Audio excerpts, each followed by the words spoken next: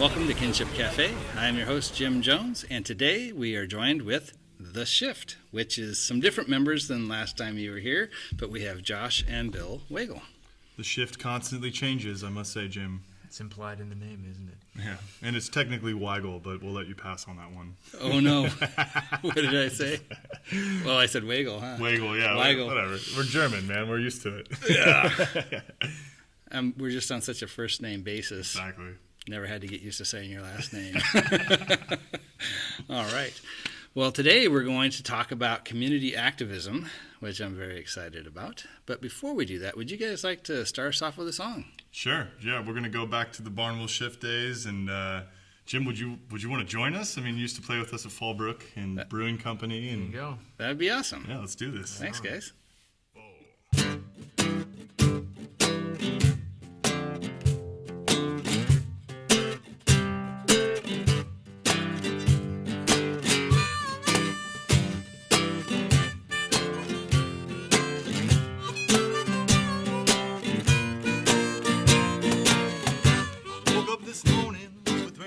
On my mind, so I took a walk to the beach just to see what I could find.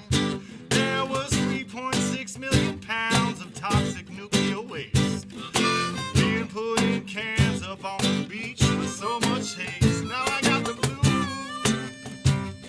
San Onofre blues. Yeah, I think you're gonna get them too.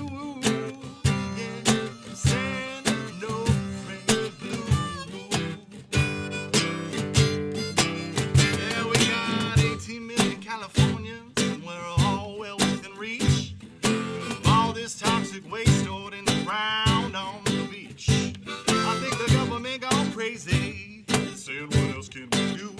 We got to take all of that waste out of the boots and put it on the beaches for you. Now I got the blues. San Onofre blues. Yeah, I think you're gonna get them too.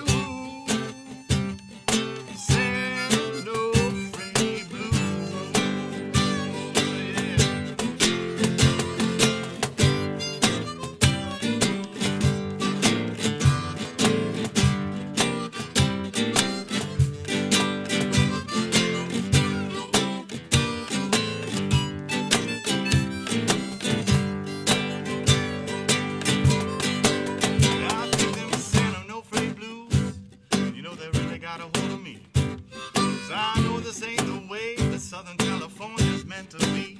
I think it's time we all grab our pitchforks and tell Edison hell no.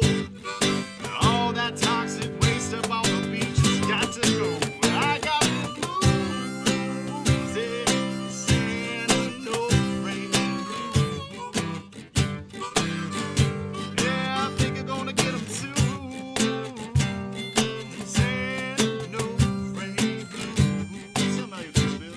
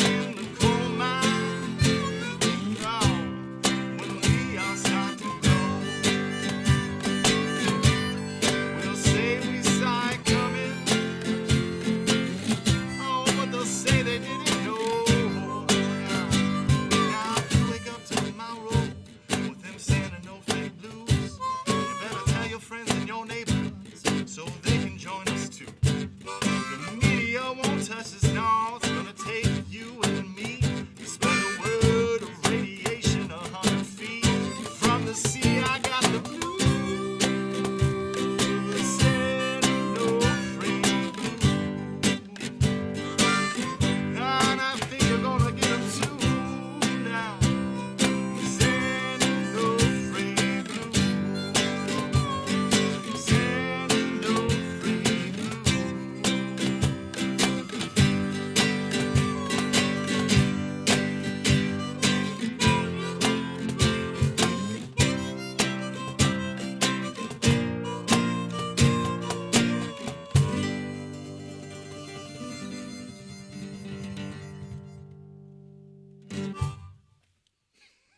That was great, guys. Thank you so much for letting me jump in with you. That was a lot of fun. Sure. Amazing. Yeah, I have fun with that.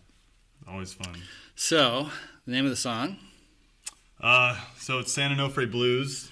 Big Okay. surprise on that one. Our father wrote it. He wrote a poem basically about what's happening at San Onofre, and so he kind of tasked me with writing a song, and Bill helped with the riff on the actual version that we've released. That was a little bit more of like a deep Southern blues kind of vibe with the harp and everything, but it's a topic that we're definitely interested in.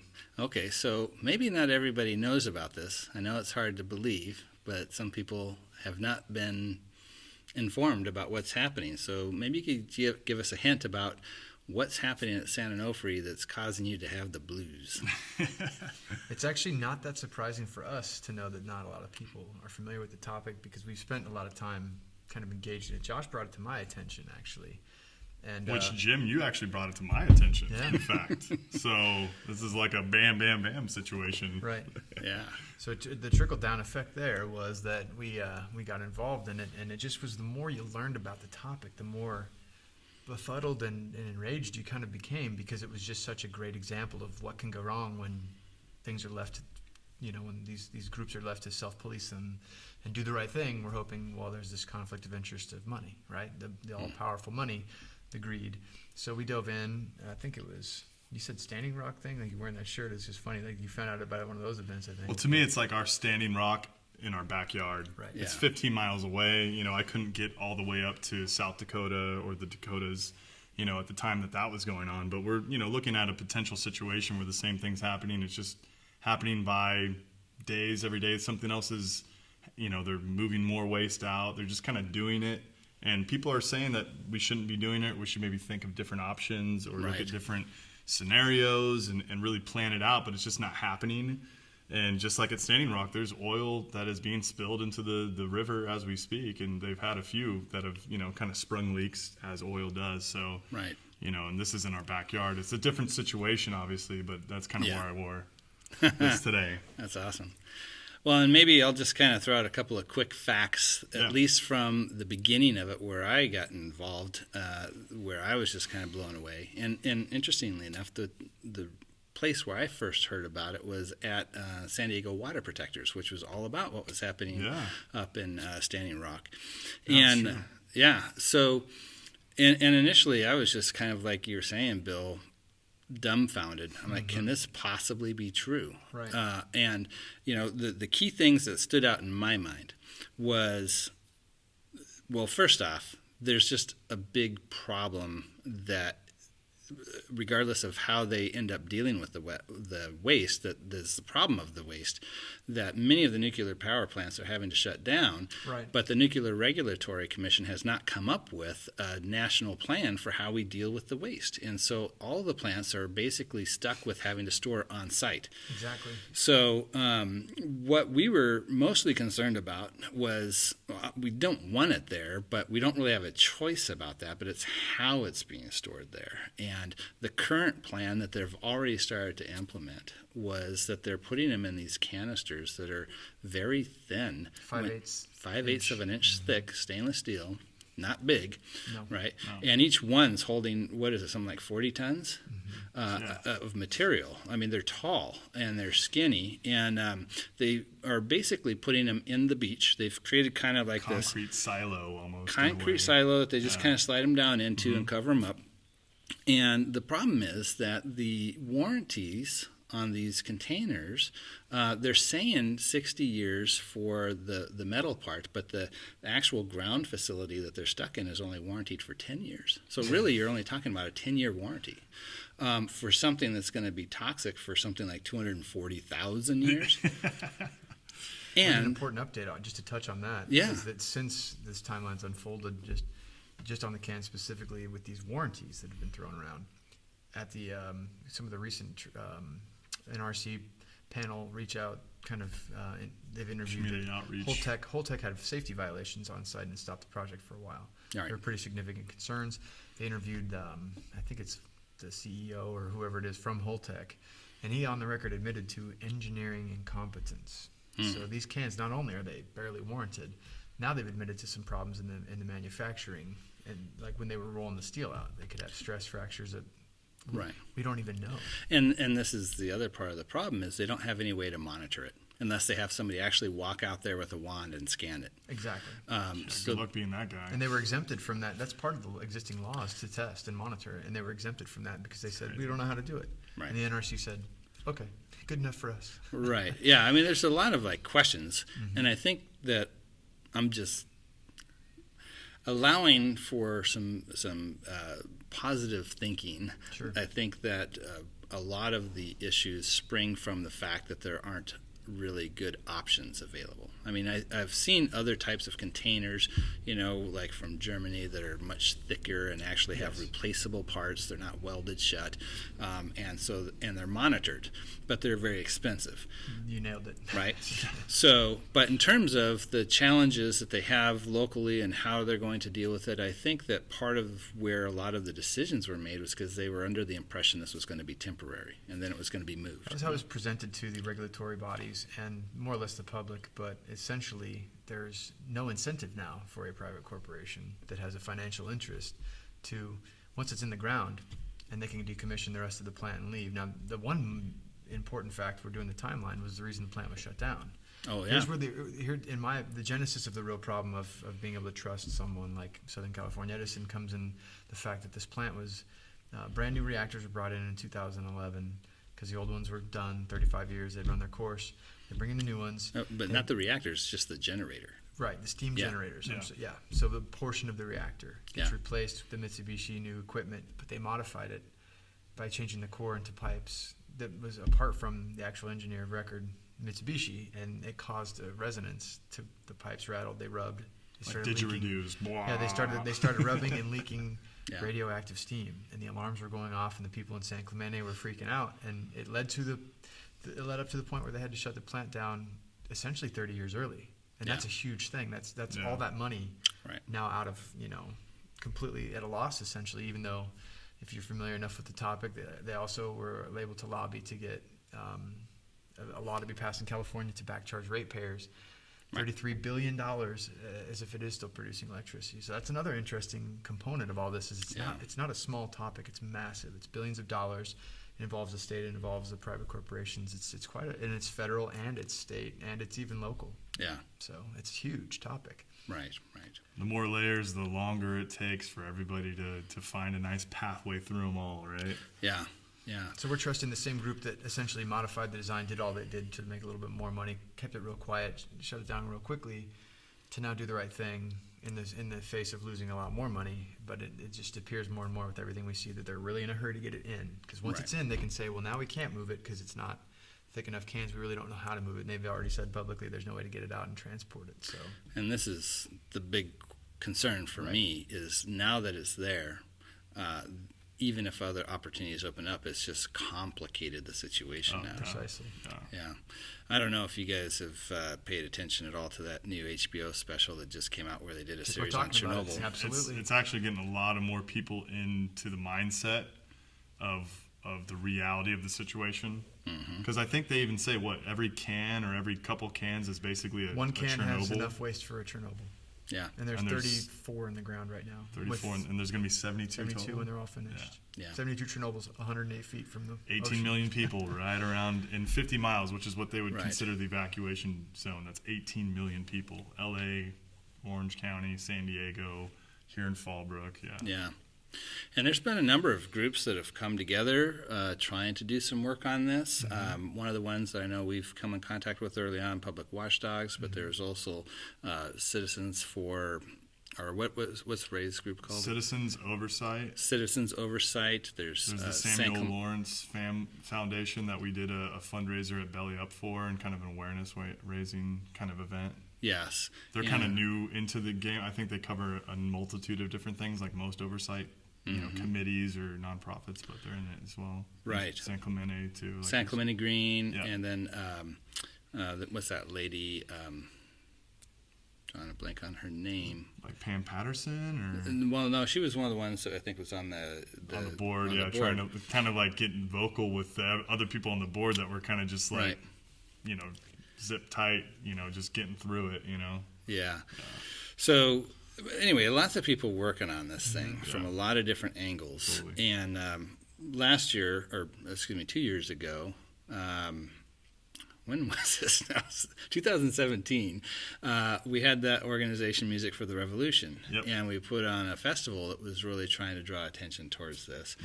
We actually had a booth set up where all the kids there were able to make up cards for the Coastal Commission commissioners. Exactly. And then we went down to their meeting in San Diego because it was like 2 days later after the festival. And Bianca, who is on our board, did a great job of taking these up and presenting them to the commissioners from the children. That's great. Right? And we're trying to communicate maybe at a different level, right, to help them kind of think about the implications of this thing. But being there and seeing how many people were talking to them about what's going on, I got the sense that it would have been very hard to be on that board because I think, again, they felt like they had their hands tied or that they couldn't actually make the decision. And that's the case was we actually filed the request for revocation through the Coastal Commission after going to the meeting, the one in May in San Diego, where they broke format because we were asking questions. Yeah, it was an intense meeting. Dr. Tom English spoke. I Yeah. spoke after him, and then Torgan Johnson spoke, and they've had to address the room. They stopped. It was just public comment, but they actually stopped and they said, "You can file if you guys are this concerned. You can file." They threw us a bone. We filed. Unfortunately, they rejected it because they're not in charge of the safety element of the permit. Their jurisdiction is strictly over the planning, and that's it. So now we're actually to a point in time where, and unfortunately, it's kind of like a Pyrrhic victory, right? The waste has already gone in. So you have this opportunity still to get the project potentially stopped, but it's through the NRC. The NRC is solely responsible for the safety element of the permit. So they had full jurisdiction over the safety. And there's been the whistleblower that came out that exposed. This led to the first violation out there, the safety near miss where the can slipped. Right. And even just in free falling a little ways, didn't hit the ground, didn't fall into the storage facility, but that fall alone causes things to happen with the waste that no one can quite answer. And these are pressurized cans. And you can't open it. Exactly. Yeah, So exactly. It's sealed. they could be leaking right now, and we wouldn't even know because there's nothing testing right now. Yeah. And it shut him down for 10 months, I think, that near miss. Yeah. You know, when the guy came out and, put his job on the line, I think he got fired the next day or whatever. Well, whistleblowers aren't treated the way they should be treated anywhere right now. Right. And they're dealing with new equipment because they've never had to do this before. Exactly. Right? We're like the test dummies. Is the scariest part of it. Like your guinea song, pigs, Canaries yeah. in the Coal Mine, right? Exactly. Yeah, and the other part of this that was just mind-blowing to me as well is that Southern California Edison, who's, I believe, the primary corporate interest in this. They are. They rent the land from the Navy, basically. But I believe they applied for an exemption for having to have a disaster plan in place. And they got, I believe, that exemption through the, FEMA? FEMA, I believe. Well, FEMA was also excused, Exactly. right? So then that means that it's fallen now on San Diego and Orange County The police and the firemen. Local. to figure out what to local do, law, yeah. who already have probably overwhelmed budgets. Did that exempt Camp Pendleton? Because, it is on a military installment where there's, all kinds of resources there. But They've taken a public position. They're not happy about what's happening. And that's interesting when you consider if the military is not cool with this and it's still happening. That's some serious stuff going on to where even the national security, all these things they could say real quickly to say if there was an accident and a radiation came out, it would render that base essentially useless. It would irradiate all the equipment. We're talking billions of dollars in military equipment. None of the stuff we like, but if it was rendered useless, we as a country obviously would be in the world on Compromised. the world stage. We'd be looking vulnerable. And it's a major thoroughfare for the country in terms of that railroad line and the highway system coming from Mexico into the United I States. literally live on the train station in Oceanside, so I can tell you how many trains come by that corridor. And it's surprising. It really is, Yeah. So we don't have anybody who's prepared to deal with the problem. No. We don't have, in terms of if there was a disaster, we don't have any way to know if there's something actually wrong. Correct. Right? So, and we're dealing with something that's only warranted for maybe 10 years. When the warranty's as good as the company that issues it, essentially, right? We have a company that issues this warranty, but if there was a disaster, they would declare bankruptcy and walk Well, away. I mean, and what are they going to do anyway? Nothing. Right. I mean, but it's supposed to give us some kind of confidence about the lifespan of these things. Yeah. So the other part of this that I found out later on that was kind of interesting is there's a whole nother section there on the base, because there was another reactor that was shut down previously. Absolutely. Because I think it was didn't they find out there's like a fault line going right through the middle of this thing? Yeah, public watchdogs, seismic geologists came in, and that's the thing that blew me away. Is it was a 3-phrase presentation, and he comes in, he's like, "Here's the fault line, and this is where it connects, and this is the history of all the movement that's happened, and then you see what's happening just to the beach." Yeah. Alone, I mean, the state beach there, the parking lot eroded away, and they had to repave and do all, and that's probably 50 feet from the edge of these canisters. Yeah, it's so. But with this other reactor that was shut down, and there's nuclear waste that's already stored correct. in kind of like these sheds. Exactly. That's been there for a while now, and so there's something like 3.5 million pounds right now. They're working on and turning in the ground, but there's a whole nother batch of this stuff in addition, and It's even older. Yeah, and it didn't sound like, from what I heard, that they're even monitoring that either. Absolutely not. I mean, it's what you would call Pandora's box. It was opened back when the plant was first given the permission through the Congressional Act in 1963, I think it was, to put that base there. Because it's technically in California, but it's on a federal easement for the military base, Camp Pendleton.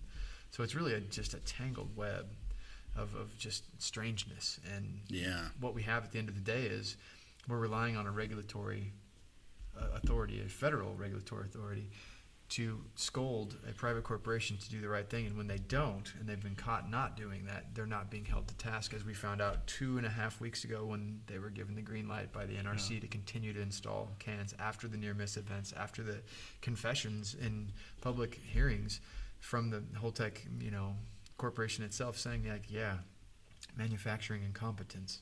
I mean, these are things that aren't hidden. But we talked about something earlier. Most people aren't paying attention, and most people are trusting that the other activists involved here are doing something that it'll get handled. There's no way we would ever let it get this out of control. And this topic was very near and dear to our hearts. We're in Oceanside. I met with the Oceanside City Council 5 times. They passed a resolution, but the resolution obviously was more just a statement against it and make sure it's safe. It didn't do anything. So we're having this problem really of ineffectiveness. Mm-hmm. And how do we get past that? How do we get past the meetings where everyone gets fired up and is made aware of and are even told by public officials or these corporate representatives what we can do? But when we try and do it, it leads to nothing, and the thing just marches forward. So you're left with a feeling like, what do we do? And to me, it's more awareness. Yeah. Letting people know that it's no one else is going to do it for us. We have to take a personal interest in finding more ways to just share it with people. For one, just tell people Yeah. In a non-alarmist way. But just, hey, did you know about this? Like, you're getting your oil changed, Share with the guy like a topic that it was near and dear to everyone's hearts. It's not political. It's not about that. It goes to the heart of life. Right. And I think that this is, I'm really glad how you said that we should approach this, because we are in the midst of such a fear campaign. Absolutely. From everybody. Oh, yeah. I just saw an article that came out from Vice that said, by 2050, civilization's going to be over. Of course. And it's like, really? I mean, this kind of stuff, it creates apathy. People feel like there isn't anything that you can do, right? And that's so much not the case. I've been so impressed recently with how much we have actually progressed in pretty much all aspects of life in ways that are just phenomenal, but we don't see it because we're limited by our perspective of our lifetime. Sure. But if we go back and look over the last 1,000 years, 2,000 years, it's incredible. And the amount of ongoing amazing progress we've made should be empowering us to think we can do this. We can find solutions. We can operate from a position of our strengths. Doesn't mean that there isn't serious issues, because there definitely is. And this would be the biggest issue you could think of, like Bill was saying, when you're trying to tackle federal, state, corporate. I mean, there's so many layers to it. So it really would take a lot of people on the same kind of wavelength to really like. I mean, it's a tough one, man. It is, because there's ultimately the problem of storage that has not been resolved. And of course, the plan that they were hoping for fell through with Yucca Mountain. It's too hot and too large. And I understand that there's water contamination there too, totally. that the water seeps in. Yeah, I mean, a part of the lease that they had was that they would have a plan to take that, to eventually get all that off the property. Right. And so that was written into their own lease, so they're kind of in violation of that. There's so many reasons to condemn it. But it's the federal government's responsibility, though, to come up with what the plan was to do with the waste. And we as people can't move it, like it takes that, even the government's saying that they don't know how to move it. So it's like individually coming together, getting more movement or getting people together, it's still a almost like an engineering problem. Well, there's also legislation that was passed in, I think, 2014 that you can't move this type of waste past national parks or monuments, making it damn near impossible to move ever.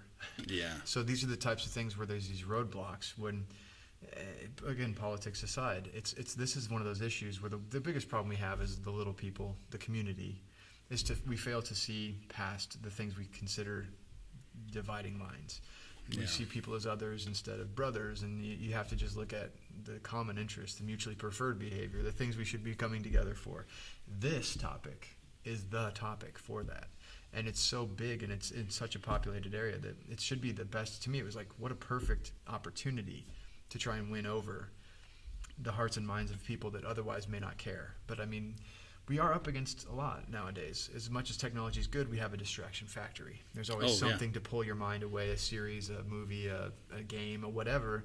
Or 500 other problems. Precisely. Precisely your day-to-day life. Because life's tough, and people have to work harder than ever before. And that's another problem, is the economic realities we're kind of stuck in. So you take all that, and this becomes that straw that can break people's back.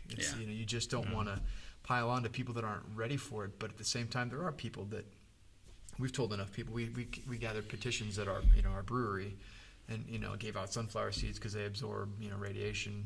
Just trying to bring that. We had a banner up, just trying to bring awareness. And when people come by and they don't know and they are told, something clicks and you see it, and it's really powerful. But it's that momentum. You got to grab it when they first have that interest. You have to somehow seize that energy and momentum and carry it forward, and that requires, I think, just more tangible gatherings. It's almost like you make this a topic where you have a community gathering, potluck type of thing, at least once a month to update people, not at their forum, because they always have the community engagement panel where everyone shows up and gripes, but that's on their turf. It's like we need one on our turf in a way, somewhere where there's like really just a chance for people to come up with other solutions, to spitball ideas, and to continue to say, like, hey, maybe let's go to the beach that one day and do something big, and hey, maybe let's go to the gates and just stand quietly, like whatever it takes. Peaceful protests were effective a long time ago, and they've kind of been lost in a way.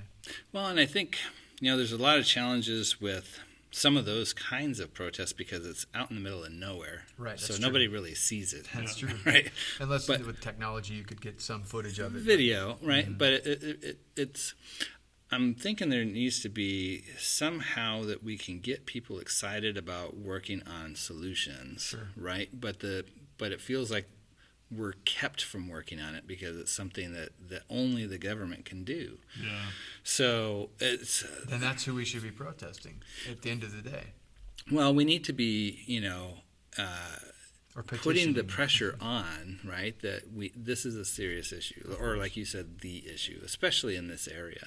But it really has an impact for the whole country. Mm-hmm. Oh, without a doubt. There was one point they were looking about potential fallout patterns if it did, have a serious problem, and the stuff just drifts. Oh yeah. Like the map at one point was showing stuff going out past Colorado and all the way up to Canada. Think of Fukushima.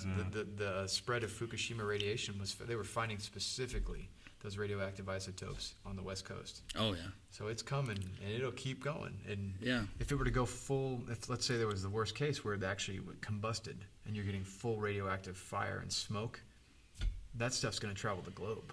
It'll come back and catch itself. Yeah. It's just that it's that strong, and there's that much waste. Again, Right. Chernobyl still, that land is still completely contaminated. Absolutely. Documentary that came out, well, docudrama, I guess. There's an actual documentary on, I think, on like YouTube. Yeah. It's jarring because it shows the actual footage Right. from the incident. That's hard to watch.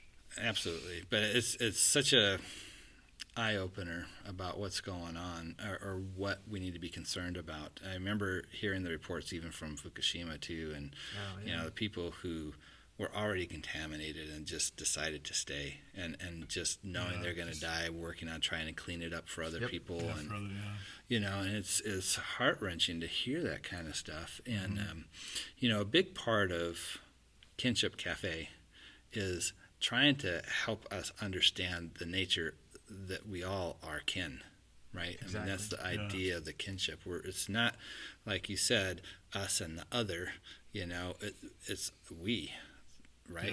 Yeah. And For sure. There's so many people who are working on some amazing things. I wonder, what would happen if, Elon Musk or one of these guys decided. I'd welcome that. Someone with that type of notoriety and following, if they embrace this topic, it could change things. Yeah, I mean, they're looking on trying to figure out how to go to Mars. You know what I mean? It's like if they're working on that kind of technology, what if they focused on some of the issues that are pretty immediately relevant? But we don't want to drag these types of problems to Mars now, do we? No. So maybe we should get this right first before we Right. go too far off into the stratosphere. Yeah, and I also want to make a point too that there's people who are definitely very against nuclear power altogether, and other people who are not. I'm probably somewhere in the middle. I feel like there's potentially a good way to use it, but you have to have a plan in place for how you deal with the waste. It has to be safety. Unfortunately, measures. our best laid plans have gotten us to these moments where we've had these problems. So it's hard to give ourselves that much credit with this type of consequence. Yeah, and I'm not saying anything other than, I'm looking at other places where they've had much more of an embracing of a nuclear power, and they've come up with different ways to use the waste. Like in France, they recycle a ton of it. With smaller kind of reactors that they use it in, to the point where it becomes much smaller. And then there's actually other things you can do with the waste, like making kind of batteries and that kind of thing for medical products and things that need to last for a super long time. And there's a lot of stuff we could do with it, but we haven't tried. But again, there's also federal regulations that prevented some of that from happening, because they were concerned about the waste being something that could actually be used then for weapons if you actually refine it down that far. So the alternative's not better than that, unfortunately. It becomes a weapon when it's not stored properly, because if the end result is loss of human life, what's the difference? Right. And I think, like you were saying before too, there's examples of better methods that people are using globally, in other countries, especially even just better canisters. They exist, they're out there, they cost a lot more money, but that's why I kind of liked, when we did our Belly Up show and finally got exposed to the Samuel Lawrence Foundation. I think it was like a month or two after that, they released just really simple photos on 3 key things that I think everybody can agree on, at least for now. Maybe not for the immediate, or the future, but, basically stopping the loading, A, getting bigger, thicker canisters, B, and then moving it to higher ground. Because, no matter, it's like a trifecta right now where the canisters aren't big enough. They're loading this thing in, and it's 100 feet from water, and either the sea level's rising or the beach is going away. I don't know which one it is. Well, and the earthquake tsunami zone too. Yeah, exactly. But there's space actually that they rent and own on Camp Pendleton, just east of the 5, called the Mesa, and that's where one of the solutions, or at least, some people think that's at least a nice intermediate thing until we figure out how to get it out of the area. But yeah, it's not right on the beach. It's at least on the other side of the 5. It's somewhere where you could get to it without, having to go over the freeway or interrupt the trains, or, if something did happen. Because the problem is, if something happens, that whole corridor gets shut down. Oh, absolutely. And, that's a huge corridor right there. You talk about a recession in this country. But on a positive note, the 3 calls to action that you just stated, we actually have worked up a filing through the NRC themselves, through their section 2.206, that's allowing for a submission of concern to the point where they actually have to review it and respond publicly and even hold a meeting. It puts the spotlight back on them. It's going to include all the information, and the immediate call to action is those 3 items to, put it in adequate storage, because it's inadequate as it's installed right now. It's essentially faulty as it's installed right now, especially if you consider even just the volatility of the world, geopolitical things going on with war. It's a very obvious and easy target. It's above grade partially. We're talking about partially exposed cans that's not monitored by some type of security apparatus. It used to be inside the domes, which were rated for missile attack, and now it's in essentially a cooler in beer cans. So it's not a good storage alternative. Yeah. It could have been left in that, but here's the problem: they didn't want to do that because it costs money to leave the plant operational. They want to decommission and leave. Right. So they jam this in quickly. So the real thing is, if we can get them at least to stop and put more public pressure on, maybe we could get it moved. Maybe we'll force them to admit to, or to come up with, or other good, intelligent activists to come up with, hey, you can move it this way. Because right now they're like, oh, we can't move it. They're saying that. That doesn't mean that's true. Right. There's always a better way than just doing this, dashing or dumping and dashing, which is what we're headed towards. So we're going to file this document hopefully soon, and hopefully get some pressure back on the NRC, because, again, they gave the green light again. So we were hoping they'd do the right thing. They did not. So this is the last kind of like Hail Mary, is to submit this document. It's within their own, their own codes, that this can be submitted by anyone, and you don't even have to be a lawyer. So this is cool. Like regular old people like us. Doesn't cost a penny. So we'll be sending this document to them and expecting to get more attention based on their response, and then sit face to face with them and record that meeting for everyone to see and let them hear. Yeah. Because the concerns are no longer, you can't write them off. These are based on real-time accidents that have occurred, admissions by the companies themselves in charge of these cans. So you don't get any more, primary evidence than this. So we've got, I think, the best shot at it that we've had. And so this will be something that moves forward in the next 30 days. Wow. So we'll see what happens with that. Oh, definitely. I wish you luck on that for all of us. Yes, for sure. Yeah. We're hoping for the best, but, we'll see what happens. Yeah. So I know that we've been talking about this as the issue. However, you guys have actually been involved in other stuff too. And I thought maybe we could talk a little bit about some of those things. You talked about your brewery, but what you're brewing is actually kombucha. Correct. And you have a wonderful place called Living Tea Brewing Company. Mm-hmm. And one of the amazing things that you guys do there is once a month you have this Sunday morning pancake breakfast that's just open to anybody and everybody. And that's just been such a joy to be able to go to those when we can go. What was the impetus for this, and where are you going with it? I think it's just, trying to be good stewards with what we have, and we've worked really hard, as a business, but it started out more as like a project. And, before all of this happened with the brewing company, we were in music, and, we were playing a lot of shows everywhere, and we kind of lost the, that chasing the dream kind of mantra that we maybe started out with, where we're, trying to get bigger gigs and more people and, release this and go to LA. And then, we turned it into a way to actually raise money for nonprofits. Mm-hmm. We turned it into ways to, increase kind of a community vibe and get people interested in things that they couldn't really, hear about on the nightly news, or, kind of create this alternative culture in a way. And then that, at the same time, kind of, the kombucha happened 2 or 3 years after that. And then that just kind of created this now business side of looking at how you impact a local area and inform people and try to do the best that you can do with what you have. And giving is the way, giving is living, in my opinion. Yeah. If we did it for the money, we wouldn't be doing it still. And, we would be on to things that are a little bit more lucrative than kombucha. That's true. Yeah. Yeah. In some ways, I guess it's like you're only as healthy as the sickest person in the community. And, you got people that are underprivileged and suffering, and just humanizing them. I mean, it's not like you're going to end their homelessness or their mental illness or whatever they're struggling with, but just one day of humanizing someone.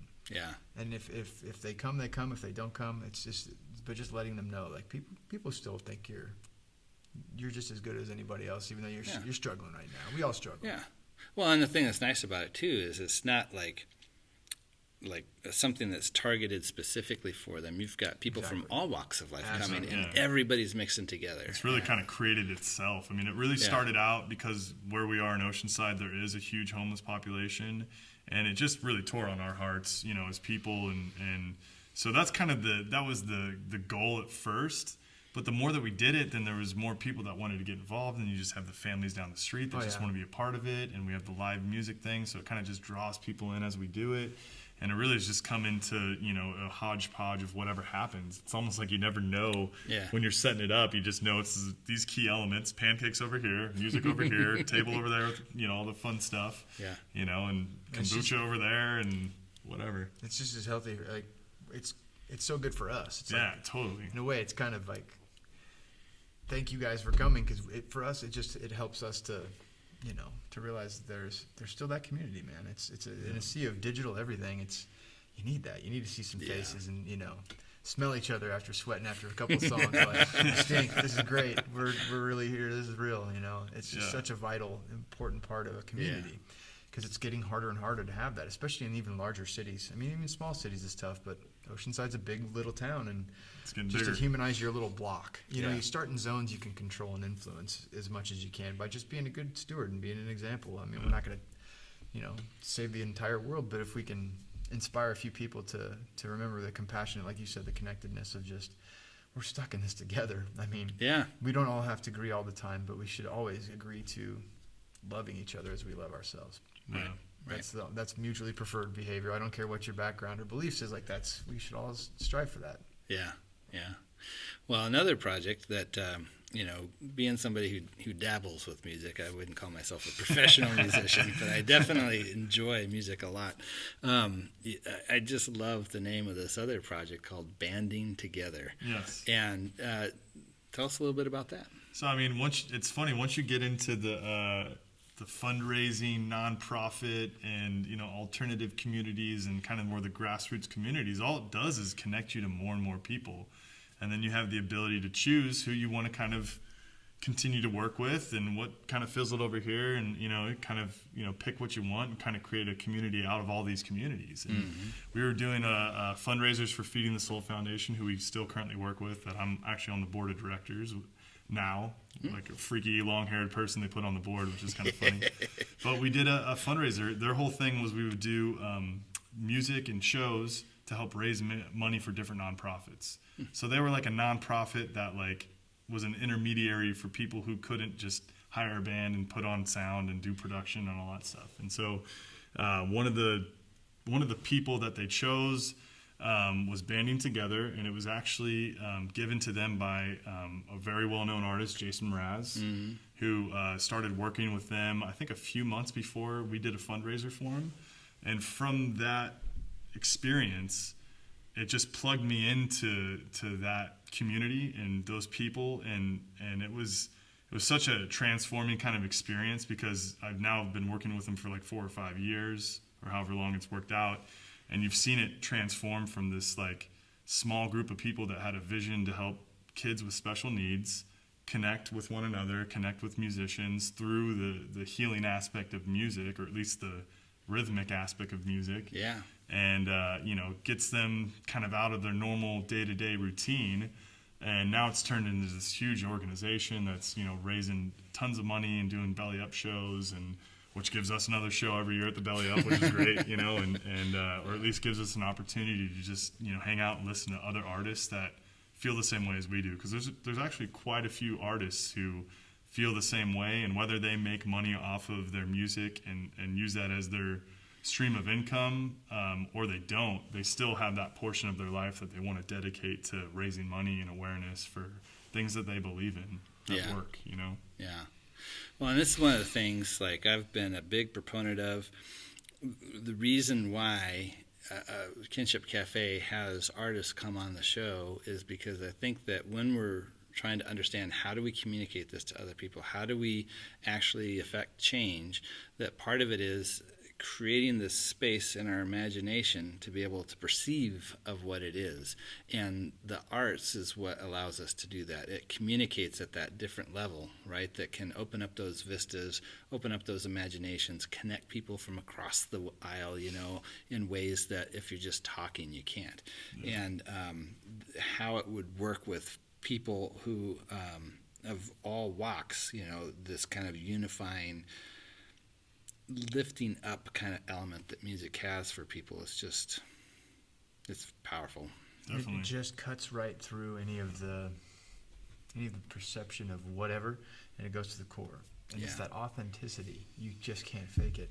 There's no currency that can touch it. It's that pure essence, I guess. It's just it comes from, music's a great language. It truly is a language, and everyone can speak it.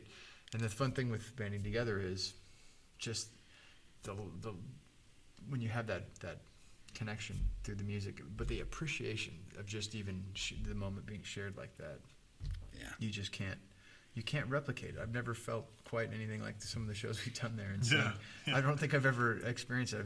Even the biggest whatever show, it's like I don't think I've ever felt anything that just inspirational. I guess just very pure, very pure.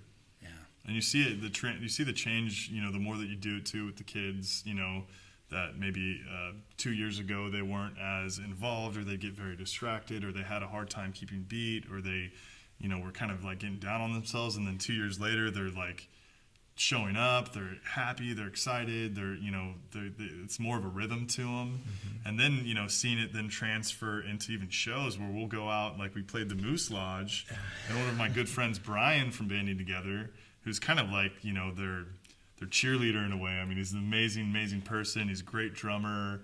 He's got an amazing personality. He's just infectious to be around, and he's there in the crowd, and we let him introduce us and stuff, and he's dancing, having some fun. It was the greatest introduction we've ever had, hands down. Totally. Because it was 100% authentic. There's just no phony element. It's not even there. There's nothing there except pure truth and just pure honesty. And that's refreshing, because a lot of the times people, we put on a mask, we do what we got to do. You don't always know how authentic things can be. Yeah. There's no guesswork there. It's 100% authentic. Yeah. And that's so refreshing nowadays, for sure. Yeah. Well, guys, this has been such a fun conversation. And I'm just so blessed to have you guys a part of my life for so many years now, and so many fun times. I remember the first time I saw you guys as the Barnwell shift at the brewing company, and I was just like, my tribe. I was back with Davey. Yeah, Digi Dave and everything. Yeah. Oh, gosh, so much fun. Yeah. And I know there's much more to come. In fact, we might do our first announcement. Kinship Cafe is going to be having our first Kinship Festival. Kinship Fest. Yes, and the shift will be at it. We'll be there. Yeah, this will be August 24th. So this will be a great event we're putting on for all of our members of Kinship Cafe. So, and if you're not a member, super easy to sign up. So, love to have you guys out there. Learn more fun stuff. Yes. Stay informed. Before we go, you can do another song? Yeah, definitely.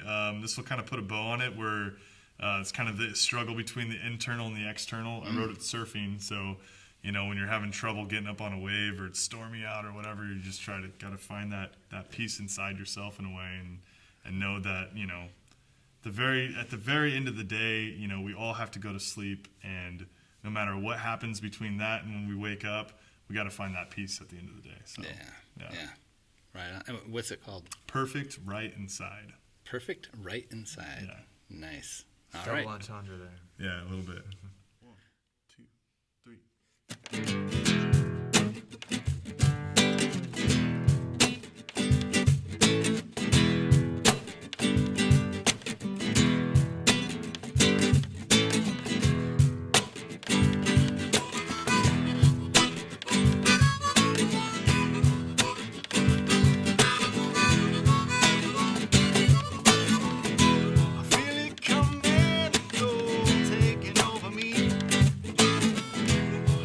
Come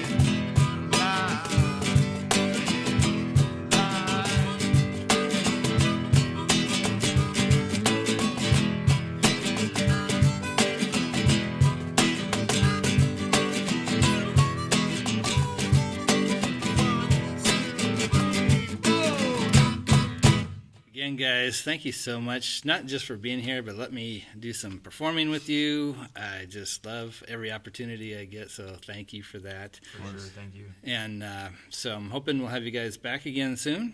Yeah. And I If guess Bill's in town, we'll have him. If not, we'll bring another vagabond, shift member.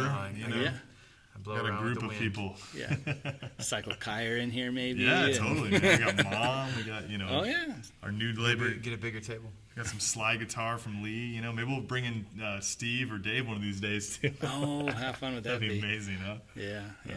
All right, guys. Well, thank you so much, and everybody else. Hope we'll see you next week. Be well.